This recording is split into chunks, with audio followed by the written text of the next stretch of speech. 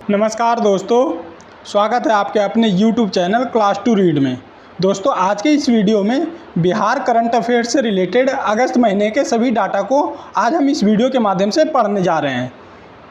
तो चलिए शुरू करते हैं अगस्त महीने का बिहार करंट अफेयर्स, जिसमें सबसे पहले देखते हैं तो इसमें है प्रधानमंत्री नरेंद्र मोदी के द्वारा बोधगया में 13,000 करोड़ रुपए की विकास परियोजनाओं का उद्घाटन और शिलान्यास किया गया। अब इसको विस्तार से देखें तो 22 अगस्त 2025 को बिहार के गया जिले के बोधगया में मगध विश्वविद्यालय परिसर में आयोजित समारोह हुआ था। उसी में इन सभी 13,000 करोड़ रुपयों का परियोजनाओं का उद्घाटन और शिलान्यास किया गया। साथ ही साथ में 2 ट्रेनों को भी हरी झंडी दिखा करके रवाना किया गया था। इन परियोजनाओं की बात करें तो इसमें बिजली, रेल, सड़क, स्वास्थ्य, आवास, जलापूर्ति, ग्रामीण और शहरी संरचना, कैंसर केयर तथा एकीकृत नदी संरक्षण जैसे संबंधित 14 परियोजनाओं को इसमें शामिल किया गया था। आगे बढ़े इस 13,000 करोड़ रुपए की परियोजनाओं से संबंधित तो देखते हैं। एक तो ओंटा सिमरिया का जो 6 लेन गंगा पुल है उसका भी उद्घाटन किया गया। साथ ही साथ में बक्सर थर्मल पावर प्लांट, जिसमें 660 मेगावाट की बिजली परियोजना का शिलान्यास किया गया। साथ में होमी भाभा कैंसर अस्पताल और अनुसंधान केंद्र मुजफ्फरपुर, NH 31 का बख्तियारपुर मोकामा खंड को 4 लेन वाली सड़कों का भी शिलान्यास किया गया। साथ ही में देखें तो शहरी बुनियादी ढांचा जैसे औरंगाबाद, जहानाबाद, लखीसराय और जमुई में 1260 करोड़ रुपए की लागत से सीवरेज तथा जल आपूर्ति परियोजनाओं को भी मंजूरी दी गई। साथ में प्रधानमंत्री आवास योजना और रेल परियोजनाओं में गया जी से लेकर के नई दिल्ली तक अमृत भारत एक्सप्रेस और वैशाली कोडरमा बौद्ध सर्किट ट्रेनों को हरी झंडी दिखाया गया।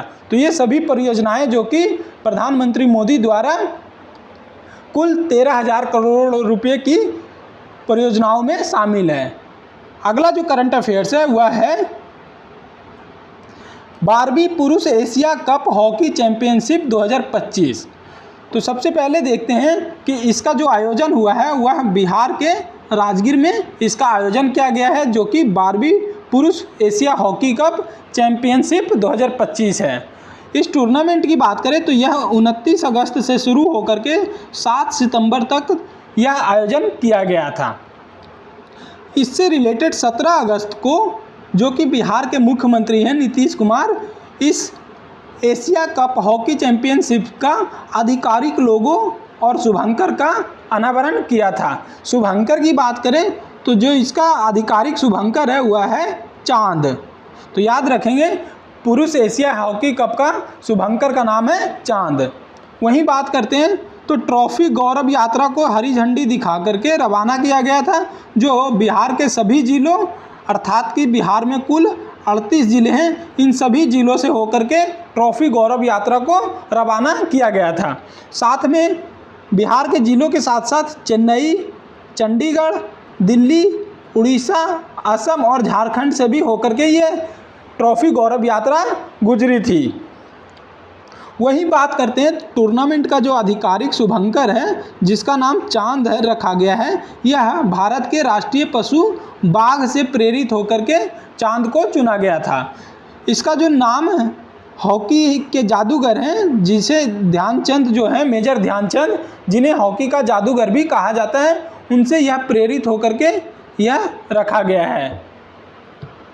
दोस्तों, इस वीडियो से संबंधित यदि आपको PDF डाउनलोड करना है तो लिंक डिस्क्रिप्शन में दिया हुआ है, वहां से जाकर के अगस्त महीने का बिहार करंट अफेयर्स का PDF डाउनलोड कर सकते हैं। आगे बढ़ते हैं 12वीं पुरुष एशिया हॉकी कप जो चैंपियनशिप हुआ था उसी से रिलेटेड जो है तो देखते हैं। तो बिहार में यह आयोजन पहली बार मेजबानी कर रहा था। तो याद रखेंगे कि एशिया हॉकी कप बिहार में पहली बार आयोजन हुआ है, जो कि 12वीं पुरुष एशिया कप हॉकी है। और इस बार का जो आयोजन हुआ है वह बिहार के राजगीर में किया गया था। इससे संबंधित देखें तो यह राजगीर में होने वाला दूसरा अंतर्राष्ट्रीय खेल आयोजन है। इससे पहले नवंबर 2024 में राजगीर में महिला एशियाई चैंपियंस ट्रॉफी का भी सफल आयोजन हो चुका है और इसमें महिला एशियाई चैंपियंस ट्रॉफी में भारत विजेता रहा था। वहीं बात करते हैं इसके डिज़ाइन की, तो चांद के लाल केप शक्ति और उत्साह को दर्शाते हैं, जबकि जादूगर की टोपी मेजर ध्यानचंद की असाधारण प्रतिभा को श्रद्धांजलि देता है। इस एशिया हॉकी कप में देखें तो कुल 8 टीमों ने हिस्सा लिया था। उनमें से भारत, चीन, जापान, चीनी ताइपे, मलेशिया, दक्षिण कोरिया, कजाकिस्तान, बांग्लादेश शामिल थी। और ये ध्यान रखेंगे कि कजाकिस्तान की टीम ने ओमान की जगह पर टूर्नामेंट में हिस्सा लिया था। तो याद रखेंगे कुल 8 टीमों ने पार्टिसिपेट किया था 12वीं पुरुष एशिया कप हॉकी में। आगे बढ़ते हैं तो अगला जो करंट अफेयर्स बनता है बिहार से रिलेटेड हुआ है, बिहार सरकार ने जेपी सेनानियों की पेंशन को दोगुनी करने की मंजूरी दे दी है। तो इससे संबंधित देखते हैं तो 13 अगस्त 2025 को बिहार के मंत्रिमंडल की बैठक में जयप्रकाश आंदोलन जो हुआ था उस आंदोलन से संबंधित सभी सेनानियों के लिए जो पेंशन थी उसकी मंजूरी दे दी गई है। अर्थात जो पेंशन पहले 15,000 मिला करता था वह 30,000 कर दिया गया है। और इसमें एक कंडीशन है कि जिन लोगों ने 6 महीने से अधिक जेल में गुजारे हैं उनको तो 15,000 से बढ़ा करके 30,000 कर दिया गया है। वहीं जिन्होंने 6 महीने तक जेल में अपने कारावास गुजारा था उनकी पेंशन को 7500 से बढ़ा करके 15,000 रुपये कर दिया गया है। और याद रखेंगे कि यह जो जयप्रकाश आंदोलन शुरू हुआ था वह हुआ था 5 जून 1975 को पटना के गांधी मैदान से। इस वर्ष का जो संपूर्ण क्रांति का जो आह्वान था वह 51वीं वर्षगांठ इसकी मनाई गई थी। आगे बढ़ते हैं, बिहार में पहली बार एशियाई रग्बी अंडर 20 चैंपियनशिप 2025 का आयोजन किया गया है, जो कि बिहार के नालंदा जिले के राजगीर में स्थित है। खेल विश्वविद्यालय वहीं पर एशियाई रग्बी अंडर 20 का आयोजन किया गया था। 1 अगस्त 2025 को मुख्यमंत्री नीतीश कुमार ने पटना में टूर्नामेंट के लोगो और शुभंकर का अनावरण किया था। और याद रखेंगे कि एशियाई रग्बी अंडर 20 चैंपियनशिप का जो शुभंकर है उसका नाम है अशोक। इस टूर्नामेंट में प्रतिभागी देश की बात करें तो भारत, चीन, हांगकांग, संयुक्त अरब अमीरात, कजाकिस्तान, उज्बेकिस्तान, श्रीलंका, मलेशिया और नेपाल की टीमों ने पार्टिसिपेट किया था। इसमें से 2 टीमें, मलेशिया की टीम में केवल पुरुषों ने पार्टिसिपेट किया था, वहीं नेपाल की टीमों ने केवल महिलाएं पार्टिसिपेट की थी। इस टूर्नामेंट की बात करें तो महिला वर्ग में चीन ने हांगकांग को हरा करके स्वर्ण पदक जीता, वहीं पुरुष वर्ग में हांगकांग ने श्रीलंका को हरा करके स्वर्ण पदक जीता था। नेक्स्ट है बिहार वृक्ष सुरक्षा दिवस 2025। तो यह देखते हैं 9 अगस्त 2025 को रक्षाबंधन के अवसर पर नीतीश कुमार ने एक पेड़ को राखी बांध करके और पौधारोपण कर बिहार वृक्ष दिवस सुरक्षा दिवस की मनाया था। और यह दिवस जो है 13 अगस्त 2012 को मुख्यमंत्री हैं बिहार के नीतीश कुमार, उनके द्वारा ही रक्षाबंधन के अवसर पर ही शुरू किया गया था। तो याद रखेंगे बिहार वृक्ष सुरक्षा दिवस जो शुरू हुआ था वह हुआ था 13 अगस्त 2012 को बिहार के मुख्यमंत्री के द्वारा किया गया था।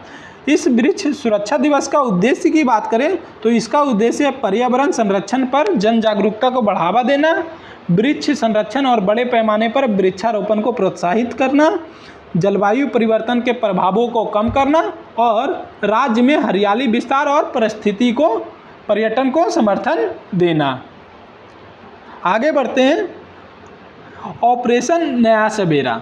तो ऑपरेशन नया सवेरा क्या है तो देखते हैं कि 30 जुलाई 2025 को विश्व मानव तस्करी विरोधी दिवस के अवसर पर यह ऑपरेशन बिहार पुलिस द्वारा ऑपरेशन नया सवेरा के नाम से शुरू किया गया, जिसमें तस्करी पीड़ित नाबालिगों को बचाने और पुनर्वास करने के लिए एक प्रमुख अभियान चलाया गया। यह अभियान की बात करें तो यह 15 दिवसीय अभियान है जो कि 31 जुलाई से लेकर के 14 अगस्त तक चलाया गया था, जिसमें मानव तस्करी, बाल श्रम, देह व्यापार और ऑर्केस्ट्रा समूह में शोषण के शिकार व्यक्तियों को बचाना तथा पुनर्वासित करना इसका मुख्य उद्देश्य था। इसके लिए बात करते हैं तो बिहार के प्रत्येक जिले में मानव तस्करी विरोधी समिति और मानव तस्करी विरोधी कार्यबल का भी गठन किया गया है। तो याद रखेंगे कि ऑपरेशन नया सवेरा मानव तस्करी से रिलेटेड है, जो कि बिहार के बिहार पुलिस द्वारा यह ऑपरेशन नया सवेरा चलाया गया है। अगला करंट अफेयर्स है सबात फ्रेंच बॉक्सिंग वर्ल्ड कप 2025। तो सबसे पहले देखते हैं इसका जो आयोजन हुआ था वह 23 जुलाई से लेकर के 28 जुलाई 2025 तक, और यह हुआ था उज्बेकिस्तान की राजधानी ताशकंद में। और इसमें भारत ने पहली बार पार्टिसिपेट लिया और उसी के साथ में 4 पदक भी जीते, जिसमें से 1 रजत और 3 कांस्य पदक थे। इसमें से बिहार के जो प्लेयर की बात करें तो उसमें हैं यशराज, जो कि मुजफ्फरपुर बिहार से संबंधित है। इन्होंने रजत पदक जीता है 45 किलो वर्ग की कैटेगरी में। वहीं प्रियम कर्ण की बात करें तो ये भी बिहार के मुजफ्फरपुर से बिलोंग करते हैं। इन्होंने भी 48 किलो वर्ग में कांस्य पदक जीता है। वहीं बात करें स्वीटी कुमारी, जो कि वैशाली से हैं, इन्होंने 56 किलो वर्ग में कांस्य पदक अपने नाम किया है। तो याद रखेंगे savate French boxing world cup Uzbekistan की राजधानी ताशकंद में आयोजित हुआ था और भारत ने पहली बार पार्टिसिपेट किया। और वहीं इस टूर्नामेंट में कुल 4 पदक भारत ने अपने नाम किए, जिसमें से 3 खिलाड़ी बिहार से संबंधित थे।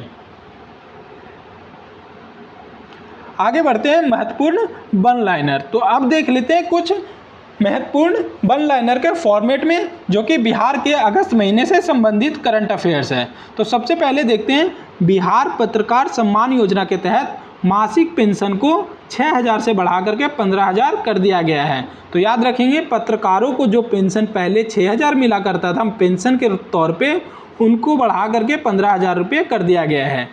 वहीं बिहार के दरभंगा, वजीरगंज और गोपालगंज में 3 डेयरी संयंत्र स्थापित किए जाने की भी घोषणा की गई है। अगला जो है वह है डेहरी ऑन सोन, जो कि रोहतास में आता है, और सीतामढ़ी में इन 2 जगहों पर 2 दूध पाउडर भी निर्माण स्थापित किए जाएंगे। तो दूध पाउडर की 2 फैक्ट्रियां भी इन दोनों जगह पे स्थापित किए जाएंगे, रोहतास और सीतामढ़ी में।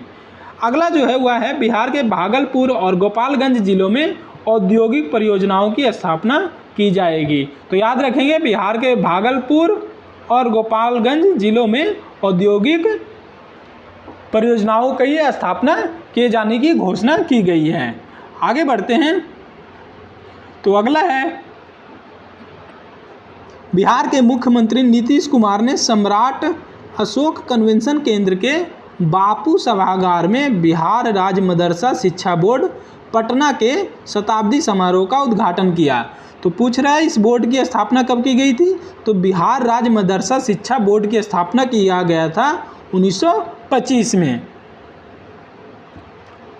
वही बात करते हैं मुख्यमंत्री नीतीश कुमार ने विभिन्न आयोगों द्वारा आयोजित प्रारंभिक परीक्षाओं के शुल्क को घटा करके कर दिया गया है। तो जो पहले भिन्न भिन्न परीक्षा शुल्क लिए जाते थे उन सभी को प्रीलिम्स में घटा करके मात्र 100 रुपये बिहार की कैबिनेट मिनिस्टर द्वारा घोषणा किया गया है।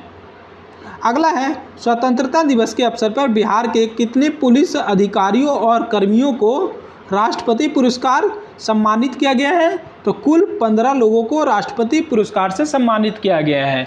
इन 15 लोगों में 7 वीरता पदक, 6 सराहनीय सेवा पदक और 2 विशिष्ट सेवा पदक शामिल हैं। तो याद रखेंगे 15 लोगों को, वैसे पुलिस अधिकारियों और कर्मियों को जिनको कि राष्ट्रपति पुरस्कार से सम्मानित किया गया है। अगला है Bihar institute of public administration and rural development अर्थात बिपाड, जो कि गया जी में स्थित है, को भारतीय रजिस्टर क्वालिटी सिस्टम द्वारा ISO 9001-2015 प्रमाण पत्र प्राप्त हुआ है। यह प्रमाण पत्र कब तक वैध रहेगा? तो इसकी वैलिडिटी जो है वह है 10 अगस्त 2028 तक। ये देखेंगे यहाँ पे 2028 हो जाएगा। आगे बढ़ते हैं। नेक्स्ट है बिहार संग्रहालय के 10वें स्थापना दिवस के अवसर पर बिहार संग्रहालय बियानाले 2025 का आयोजन किया गया। इसकी थीम क्या थी? तो इसकी थीम रखी गई थी वैश्विक दक्षिण इतिहास साझा करना, ग्लोबल साउथ शेयरिंग हिस्ट्रीज। अगला है, पटना में मुख्यमंत्री नीतीश कुमार ने लगभग 14.98 करोड़ रुपए की लागत से निर्मित best to wonder theme park का शिलान्यास किया। इसका नाम क्या रखा गया है? तो इसका नाम है डॉक्टर राजेंद्र प्रसाद के नाम पर देश रत्न डॉक्टर राजेंद्र प्रसाद बिहार गौरव उद्यान। तो याद रखेंगे कि पटना में waste to wonder theme park का शिलान्यास किया गया है और इसका नाम है डॉक्टर राजेंद्र प्रसाद बिहार गौरव उद्यान।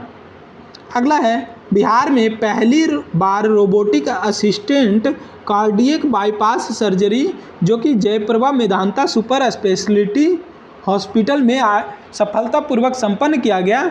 इस सर्जरी का नेतृत्व किन्होंने किया था? तो इसका नेतृत्व किया था कार्डियक सर्जन है डॉक्टर अरविंद कुमार गोयल जी ने। तो याद रखेंगे कि बिहार में पहली बार रोबोटिक्स से किसी भी कार्डियक बाईपास सर्जरी को पहली बार सफलतापूर्वक आयोजन किया और इसका नेतृत्व करता थे अरविंद कुमार गोयल जी। अगला है, विश्व मानव तस्करी विरोधी दिवस के अवसर पर बिहार पुलिस ने ऑपरेशन शुरू किया। इसका नाम क्या था? तो अभी हमने ऊपर पढ़ा था कि बिहार पुलिस द्वारा मानव तस्करी के विरोध में ऑपरेशन नया सवेरा नाम से ऑपरेशन शुरू किया है। अगला है, बिहार के मुख्यमंत्री नीतीश कुमार ने आशा कार्यकर्ताओं का मासिक मानदेय 1000 से बढ़ाकर कितना कर दिया है? तो पहले 1000 मिला करता था, उसे बढ़ा करके 3000 रुपये प्रति माह कर दिया गया है। नेक्स्ट है, बिहार के पटना संग्रहालय में नवनिर्मित गंगा गैलरी, पाटली गैलरी एवं प्रेक्षागृह का उद्घाटन किन्होंने किया है? तो बिहार के मुख्यमंत्री हैं नीतीश कुमार जी ने इसका उद्घाटन किया है। नेक्स्ट है, पटना में बिहार के मुख्य सचिव अमृतलाल मीना ने नागरिक केंद्रित प्रशासन को सशक्त बनाने की दिशा में बिहार प्रशासनिक सुधार मिशन सोसाइटी के तहत शुभारंभ किया है। तो उस पोर्टल का नाम क्या है? तो उस पोर्टल का नाम है RTPS ऑनलाइन अपील और पुनरीक्षण पोर्टल, जो कि बिहार के मुख्य सचिव अमृतलाल मीना द्वारा प्रशासन को सशक्त करने की दिशा में यह पोर्टल की शुरुआत किया गया है।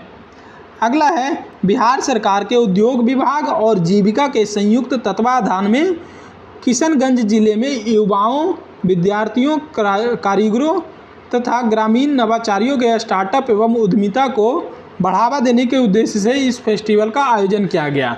और तो इस फेस्टिवल का नाम क्या रखा गया है? वह रखा गया है बिहार आइडिया फेस्टिवल 2025। याद रखेंगे कि बिहार के किशनगंज जिले में आयोजन किया गया था। नेक्स्ट है, बिहार सरकार द्वारा खादी और ग्रामोद्योग को बढ़ावा देने के उद्देश्य से राज्य का तीसरा खादी मॉल बनाने की घोषणा कहाँ की गई है? तो बिहार के पूर्णिया जिले में। नेक्स्ट है, बिहार सरकार की सतत जीविकोपार्जन योजना के तहत चल रहे गरीबी उन्मूलन के कार्यों का अध्ययन करने के लिए बिहार का दौरा किन लोगों ने किया है? तो श्रीलंका सरकार और एशियाई डेवलपमेंट बैंक के 28 सदस्यीय प्रतिनिधि मंडल ने बिहार सरकार की सतत जीविकोपार्जन योजना के तहत जो गरीबी उन्मूलन का कार्य चल रहा था उसका अध्ययन के लिए श्रीलंका सरकार और एशियाई डेवलपमेंट बैंक के 28 सदस्यीय प्रतिनिधि मंडल ने बिहार का हाल ही में दौरा किया है। दोस्तों, बिहार से रिलेटेड अगस्त महीने का जो करंट अफेयर्स है उसमें लास्ट करंट अफेयर्स जो है वह है हाल ही में बिहार का नया मुख्य सचिव नियुक्त किया गया है। तो बिहार के नए मुख्य सचिव नियुक्त हुए हैं प्रत्यय अमृत, जो कि 1991 बैच के IAS अफसर रह चुके हैं। तो दोस्तों, आज के इस वीडियो में हमने अगस्त महीने से रिलेटेड बिहार के जितने भी करंट अफेयर्स बन सकते थे वह सभी हमने इस वीडियो के माध्यम से कवर किया है। तो आज के वीडियो में इतना ही। धन्यवाद।